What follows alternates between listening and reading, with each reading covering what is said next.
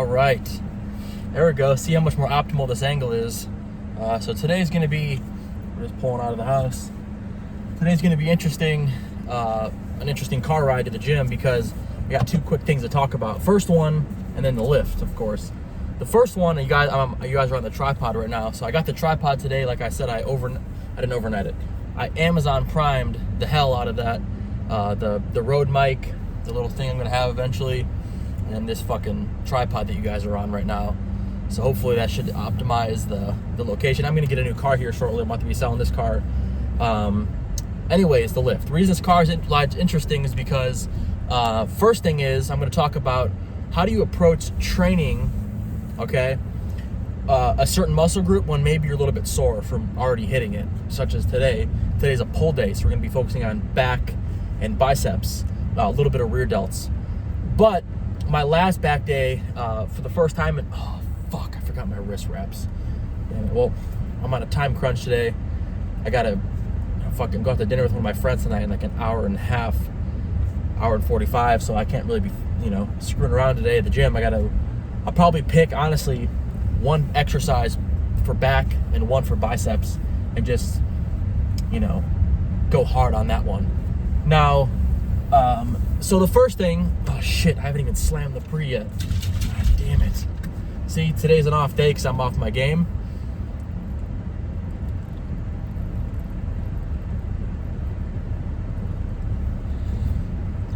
Man, that tastes good. I've been on a big, and I don't got my water either. Man, I'm really off today. We're not gonna let that affect the, oh shit, let's see how this works, I guess. Nice. It's not gonna affect the pump by any means, but anyways, just slam the fucking pre. I usually like to take it about, what you guys wanna do is your caffeine, per FDA, if you look up caffeine in terms of its peak, in terms of when it's, how am I trying to word this? When caffeine is at its maximum output inside your body, so when you are the most energized, and then how long that lasts for. So typically about 20 to 30 minutes after you've taken your pre, you're gonna be like ready to go. And that lasts for anywhere from about 60 to 90 minutes. You'll notice that if you take a pre-workout, I keep calling it a pre, if you take a pre-workout, especially one with stimulants in it, like caffeine, which is a stimulant,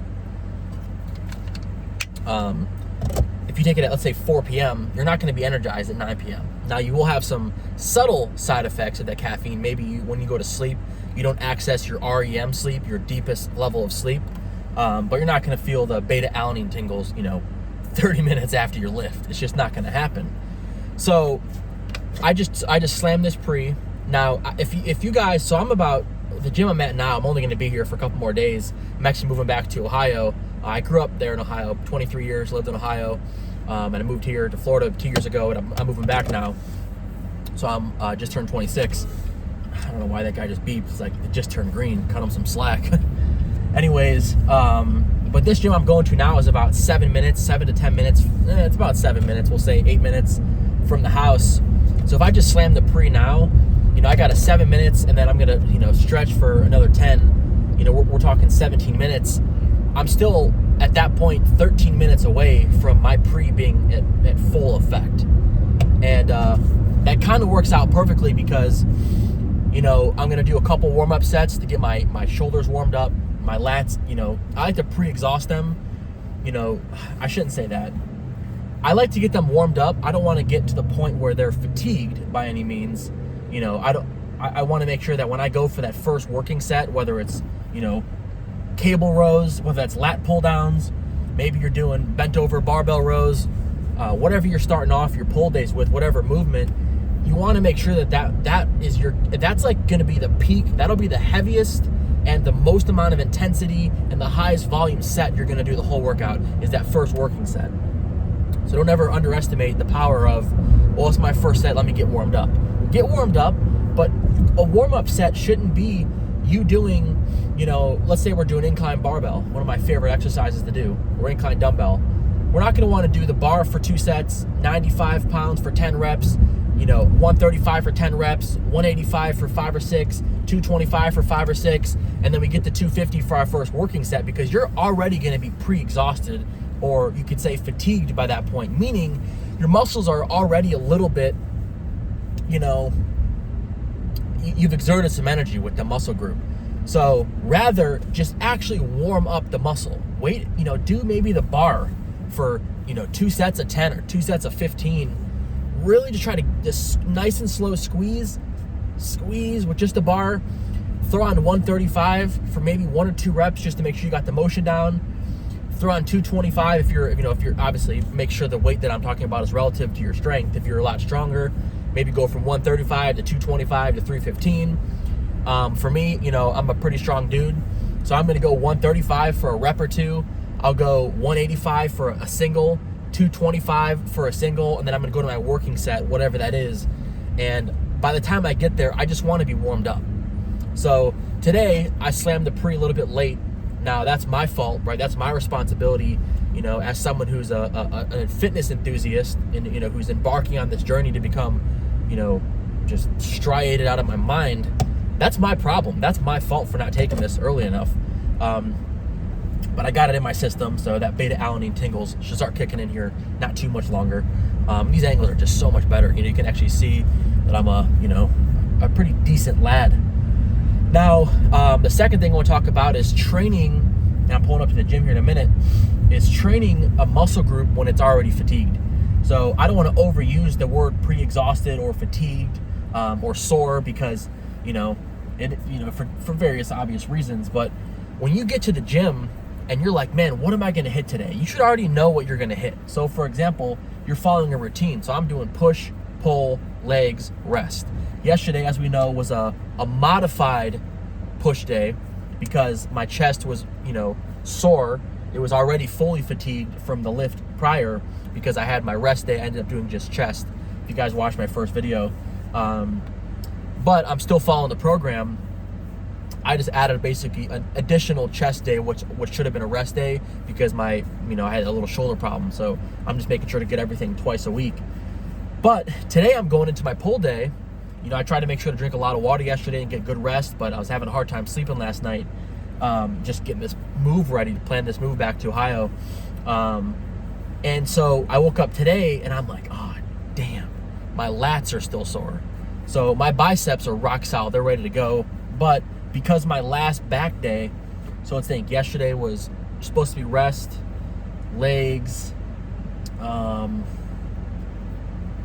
push. So we're talking, 3 to 4 days ago on my back day, I did really, really heavy bent over barbell rows.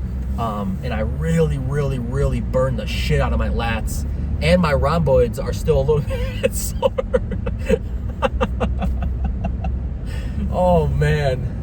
God, that was I'm laughing at how amazing that back workout was. But the reason that I'm still sore is because I hadn't done heavy bent over barbell rows in a while. I usually just put a weight on it that feels comfortable that I can just get moving around for 10 or 15 reps. But today I said, you know what, I'm really taking my training seriously, and I'm trying to focus on progressive overload, which again, as we know, can be done through heavier weight or more reps. So I use both methods. I said, well, I'm going to go heavy. I only got up to about 185 or maybe 205 pounds, so a plate, a quarter, and then a 210s. And I was getting about sets of 8 to 12 for heavy bent over barbell rows.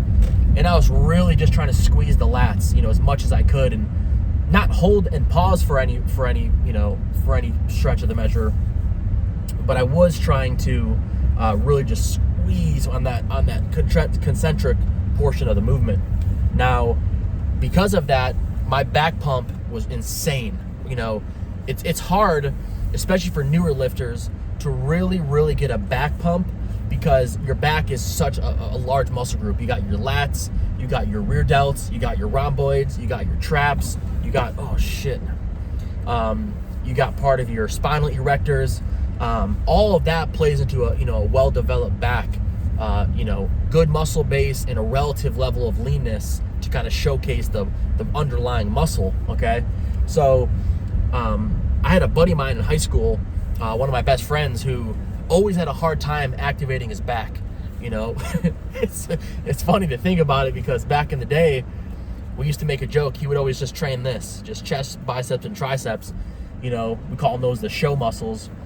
I wish you guys could see. The gym is empty. There's not a single person in this parking lot.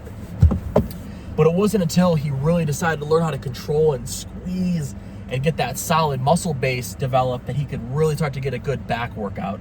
So pre is in. I'm getting those feelings. I'm starting to feel the beta alanine kicking in, so this is good timing. Now the lift, you know, I just got here so I could give it a few minutes so I can get, you know, a little more optimal energy from this. It's 4:45, so I got about an hour and a half here. I need to get the fuck out of here. No, I got about an hour probably, honestly. So I'm gonna make today, because my back's a little sore, I'm gonna make today, and I don't like to do this too often, a bicep focus day. I was actually just watching a Sam Sulik video, and he had a really good point he made. Like, there's certain people, let's say I'll use back as an example because I'm hitting it today. Or no, I'll use legs as an example because it's easier. Let's say that you're hitting legs twice a week, and your first leg day is quad focused and your second leg day is hamstring focused. It's kind of a stupid ideology to follow, because let's say that you hit, you know, you're doing twice as much quads today and a little bit of hamstrings, and then your next leg day you do twice as much hamstrings and a little bit of quads, right? So a quad focused day and a hamstring focused day.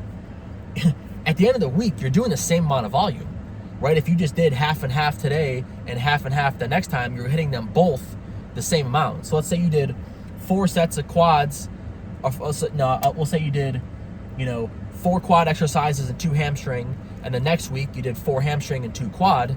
That's a total of 6 quad and 6 hamstrings. But if you just did 3 hamstrings and 3 quads, so you're still doing 6 work, you know, exercises, and then 3 and 3, you're still hitting 6. The volume is identical. You know, so it doesn't really make any sense to do that. But today, because my back is a little bit fatigued, I am going to do a bicep focus day. So I'm probably going to go in there. I'll warm up. I'll stretch. You know, I'll do maybe a couple pull-ups just to make sure that my lats are engaging. And then I'm trying to think, you know, my lats are really what's sore right now. So I'm going to pick one exercise for back, and I'll do a couple sets, just really try to get some blood in the muscle, higher volume, so more hypertrophy. And then I'm gonna focus. I'm gonna do probably 10 to 12 sets for biceps. I'll probably do 5 sets of dumbbell curls. I mean, you got to think biceps. If I'm doing cables, I'm curling. If I'm doing a cable machine, my arms are going from here to here. If I do a dumbbell, my arms are going from here to here. If I do an easy bar curl or a straight bar curl, my arms are going from here to here. If I do unilateral movements, from here to here. So no matter what you do for biceps, you're just curling. The only thing that really changes is the grip.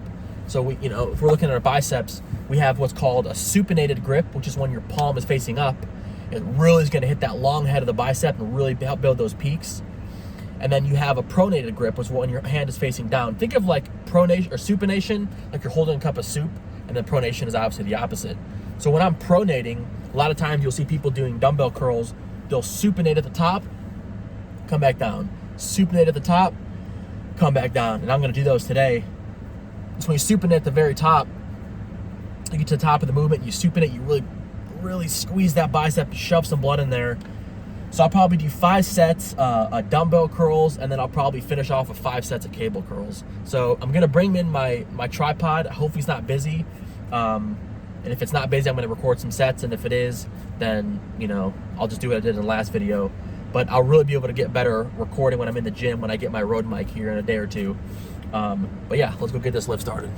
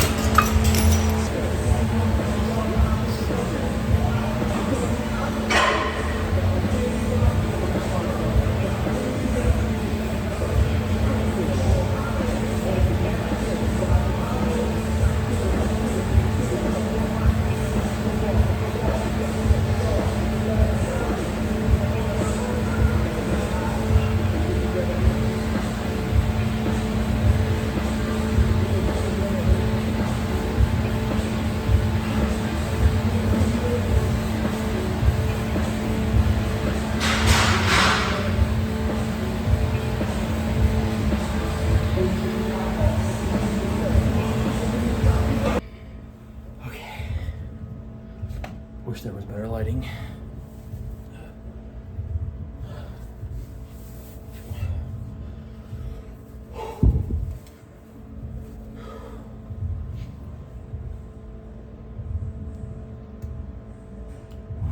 That pump is nasty.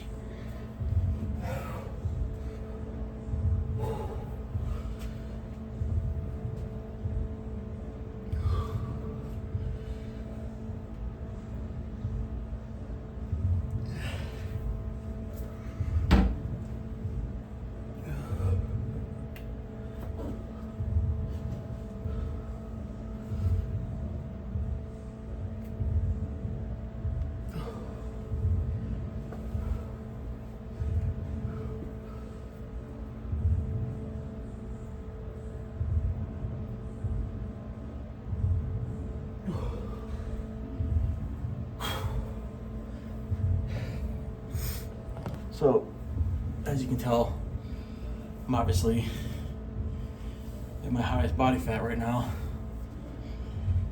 and this pump is still very impressive. But right now, all you're really seeing is the years and years of muscle bellies built underneath it. All you're really seeing is the years of muscle bellies built underneath, you know, all the fat that I've acquired over these last couple of years. But the size is obviously still there. So let's go get back in the car and talk about how that lift went. So, do I even have to say anything? Evidently, very obvious that was a successful fucking back and biceps day. Not sure if you can even see or not, but even my fucking knees are sweaty. So you guys should be in a good position there. There we go. Put on to work. Seatbelt, most important. Yeah, my biceps are pumped. Now, I don't have, once again, due to me rushing, what time is it right now?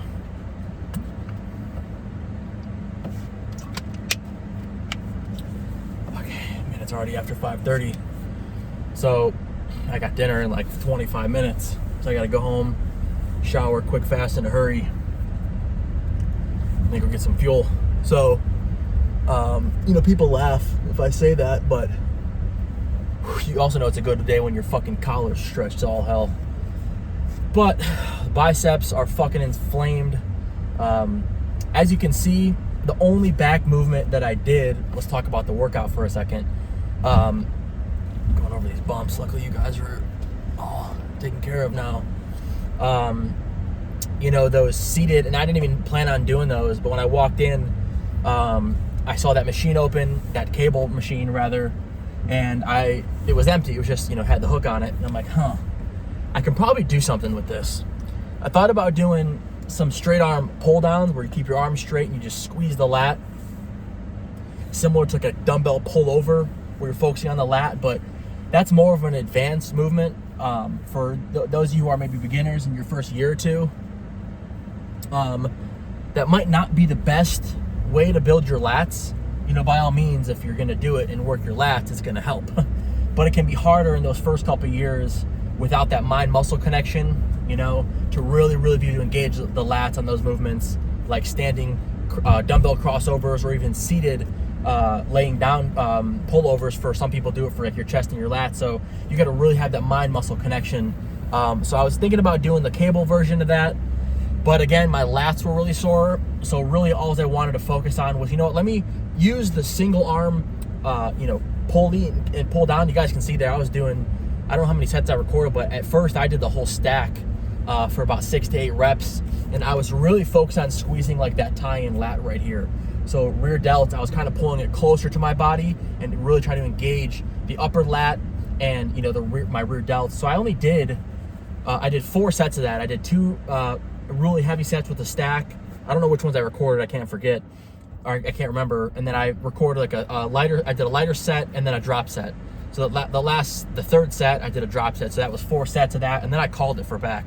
Like I said, my back was already pre-fatigued from my previous pull day where I did really heavy bent over barbell rows. Then after that, as you guys can see, I completely, decimated biceps. I mean, I didn't even plan on doing, kind of like I mentioned in yesterday's video, I didn't even plan on doing those preacher curls. As you can see, I only did 2 sets of them. The only 2 sets that I did were the 2 sets I recorded.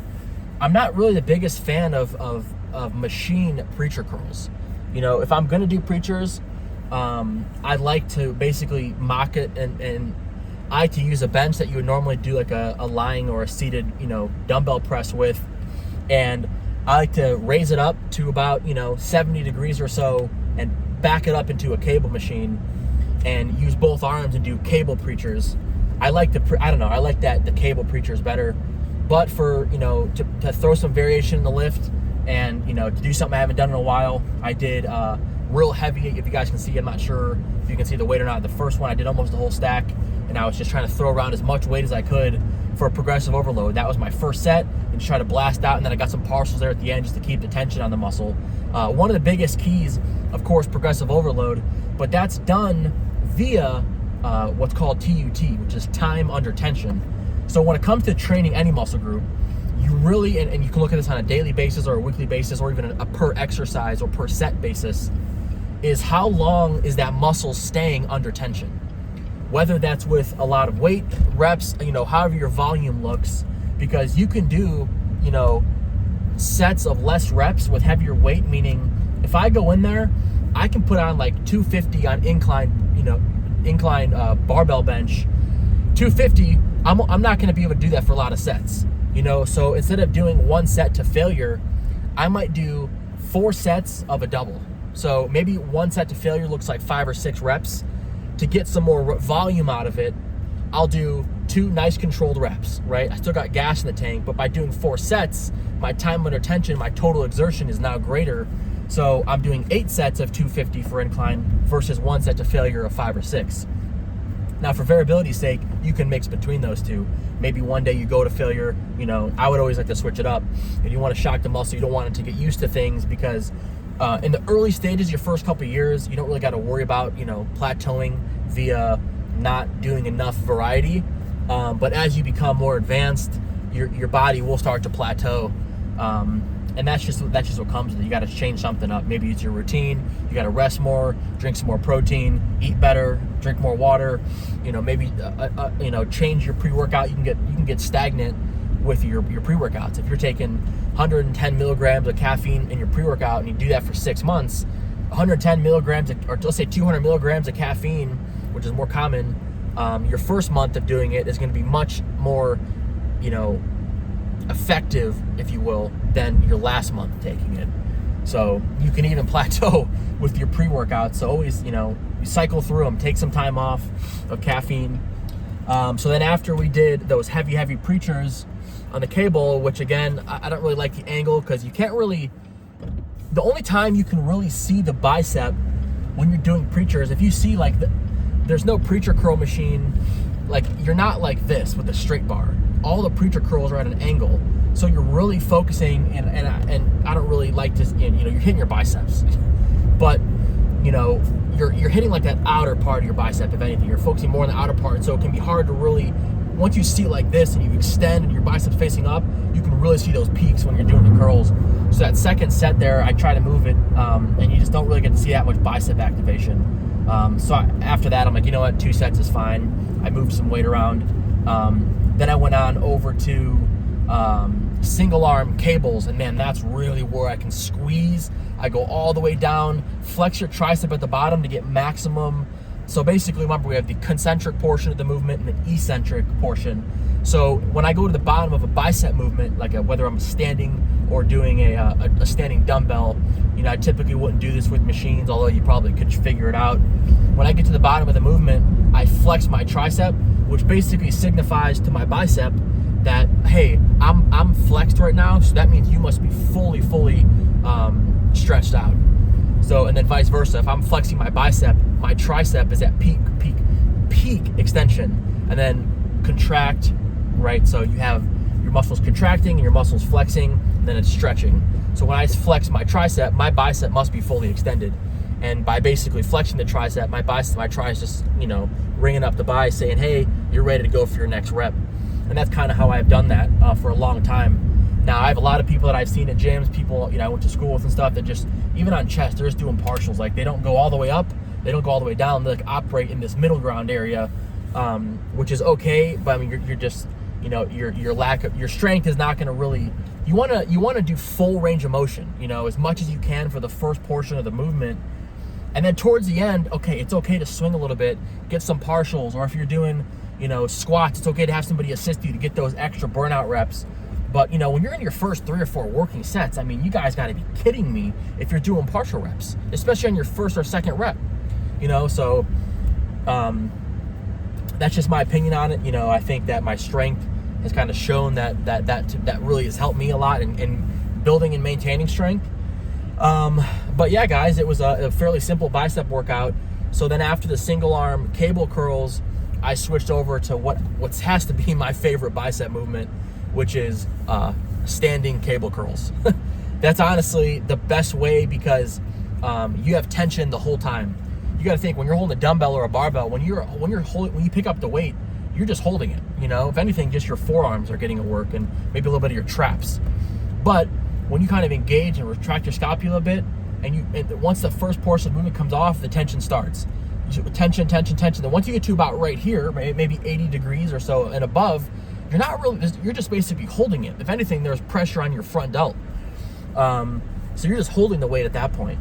So like the first, let's say 10% of the movement and the last 10% of the movement, there's no tension on the bicep. So you may want to stay in that, you know, 20 to 90% range. But with the cable, the second you pick that cable up, there's because it's cable loaded, there's tension on your bicep throughout the entire movement. And that's why the time under tension for a bicep curl can just maximize the ability to have just a sick pump. So I always go crazy. If you guys can see there, I was doing as many partials as I could. Going pretty heavy. I was switching up the grip. I was going closer. I was going outer or more wide, I mean, just trying to really work different parts of the bicep. Again, we're working the bicep no matter what movement. You could be doing reverse curls, you could be doing hammer curls, you could be doing palm facing up, supinated. You're hitting the bicep, but you can focus on certain parts of the bicep and the brachialis, some parts of your forearm a little more. And then a little surprise I threw in there for you guys at the end when I had those dumbbells, those orange dumbbells. Those were only like 10 pounds or something, and I was already fully peaked or fully pumped at that point. You know, if anything, that was really just to show you guys, you know, how to really finish off and just throw as much blood in the muscle as we fucking can and just rip through some of those fibers that may have not torn in the heavier sets. But if you notice, if you go back and rewind to that part at the very end when I was holding those orange dumbbells, my arms were basically coming out to the side, right? So when I do that, the first part, I was retracting my shoulders and I was facing my arm, basically, so I was punching somebody to the side of me, right? Imagine you're handing something to the side of you, close your grip, and then bring your elbow to your side and then lock in there. So by doing that, you're gonna emphasize the hell out of the inner part of your bicep, that peak area. I did that for whatever, 6 to 10 reps and just squeeze as much as I could, all the way down, fully extended, squeeze as much as I could. Once I felt pretty good, I then brought the dumbbells close together and I just busted out some close grips to focus on that outer peak to really just burn out all 3 heads of the bicep. And then I threw something in there for you guys at the end, that pump check. I typically just do that for myself. You know, I think it's very customary of anybody who goes to the gym to think about their lift on the way to the gym, to execute a fucking intense workout, you know, and then go into the locker room afterwards, whether you're by yourself or with the boys, take some photos, take some videos, check out how insane the pump is. If you're hitting legs, you got to drop the pants, drop the shorts, and show off your quads. If you got small legs, you probably won't do that. But if anything, that should be motivation to keep working them. And then you get in the car and you think about how good that workout was and what you're about to eat. I mean, that's pretty much how anybody who's pretty serious about the gyms, you know, gym routine was going to go. So I figured, you know, what better way than to record my thoughts on the way to the gym. And I didn't want to record that pump at the end, but as you can see, probably by the background of those exercises, there really wasn't that many people at the gym. You know, for lack of better terms, Saturday evening, you're gonna only find the real dedicated people there, which is why I felt comfortable to take my pump cover off and just walk out and just, you know, let people know, hey, underneath this pump cover, there's a lot of muscle mass that I'm throwing around over here that I've been concealing, you know, with this thin layer of cloth. So I typically keep my pump cover on the whole time until I go and check how executed it was, and it also shows you, like right now I'm at my highest level body fat, and you could just see my biceps and triceps. Even though I didn't even hit triceps today, just because the skin was so tight, you could just see how thick those muscle bellies were. And I'm only looking to improve that. You know, I have so much more room to grow, and I have so much more room to get lean. But I wanted to show you guys what was underneath this pump cover yesterday, and you guys can just see I have a lot of body fat. Don't get me wrong. You know, I'm not like a fat POS. You know, you can still see the leanness in certain areas. I really just hold my body fat like in my stomach. That's really the only place I hold it at. You know, my shoulders are solid. I don't got any arm fat, any fat in my upper back. Really just like my lower area, like on my sides and my stomach is the only place I hold fat. My legs, they're not lean, but they're not like, I have just solid, they're just muscle. There's no fat on these things at all. It's just solid muscle. But obviously the leaner I get, the more that subcutaneous fat disappears, the more the vascularity and the striations and the feathers will start to reveal themselves. Whether that be, and I already have that in the outer portion of my quads, but that'll start to be more evident on like the teardrop inner portion of my quad, which is what I'm looking for. And then of course my calves are always gonna look good. But yeah, that was a pretty good lift. I kind of like that just for you guys out there who are getting started in the gym or maybe getting back into the gym. That can be a really helpful a style to throw in every once in a while, just burning out one of your muscle groups to just absolute, you know, I wouldn't say obliteration, but you know, you still want to be able to drive home and effectively pick up your shaker cup. But yeah, other than that, I don't have anything else to say, guys. I'm gonna go inside. One of my favorite YouTubers to watch, who I've been kind of inspired by, is Sam Sulik, who I mentioned in the beginning. So I actually ordered the cluster dextrin, the big tub now, for me and one of my buddies. So I'll start taking that post-workout. But right now I just got water, and I'm gonna go take my just a standard whey. 30 grams of standard whey protein. And I only use about 6 ounces of water, so for that sake, it's only about to right here. Most people fill their water up in here, and you're just gonna dilute the protein. I wanna get it as quick as I can and just slam it. So I'm gonna take that when I get inside, gonna shower, and then we're gonna go get some fuel to repump the, so a scientific way to explain it, carbohydrates are stored, you know, as glucose or as glycogen in your body in the form of glucose. Let's just call carbohydrates energy. When you fatigue the fuck out of your biceps like I did today, my biceps, more specifically my intramuscular glycogen levels, are depleted, meaning I've exerted all of the excess energy in my biceps.